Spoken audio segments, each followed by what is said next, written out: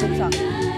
All right, so it's Holiday in camera. We got Marlene the Plant Lady joining us once again here. Marlene, hi. Hello. Oh, what a good workout, huh? I know. My back cracked when I was doing that. It was pretty nice. All right, we got some more questions here for you. This one is, how do I get my plant to flower?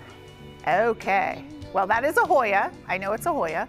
And they're notorious for not blooming. And this actually leads into the previous question where we were talking about getting your orchids to flower. This is the one I was talking about where I would sort of sacrifice some leaves to sunburn just to get Hoyas to bloom. They also need a lot of light. They also need to be a certain size. So this one's fairly small. I wouldn't expect it to flower. And of course, other species of Hoyas could take years, whereas others like Carnosa will bloom much quicker. But I would get this into more light. And once again, those LED strip lights are super cheap these days, low energy, and they don't heat the plant up as much, but it gives it the light that they need. So more light, south window. There you go. Okay, this one is, my son has been growing these Maui pineapples for a year now. Do they look okay? Yeah, they do look okay. You have some leaf burn, and so pineapple, we grow a lot of pineapples at the conservatory, and if you've been to Hawaii, they grow them in the sort of the lava fields. They need that loose soil. So the soil's a little heavy. They look pretty good for this soil, but if they start going downhill, i.e. more burned edges at the ends, I would get them into almost 70% pumice and add some of this in it because they want the aeration in their roots. So these are looking good, but if anything happens, just switch them out, switch the soil out. Okay, and then this one here is, how do we care for this plant? What is it? That is a potato bush. They get those purple, pretty flowers.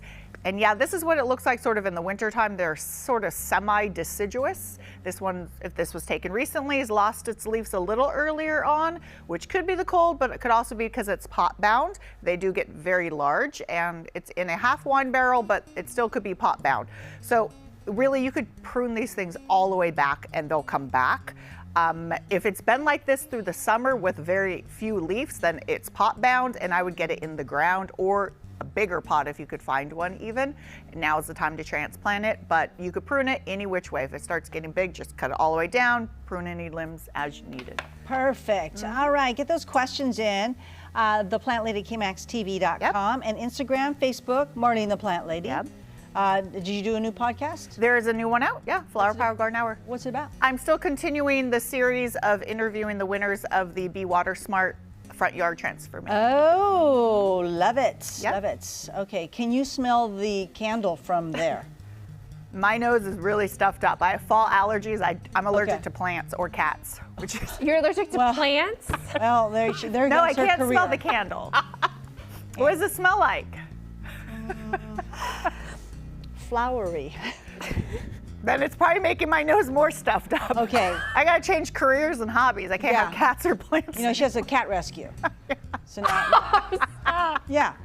And you know, she works at the Life UC is Davis, cruel. I'm allergic to plants and cats. UC Davis Conservatory and knows everything about plants, and she loves to hike.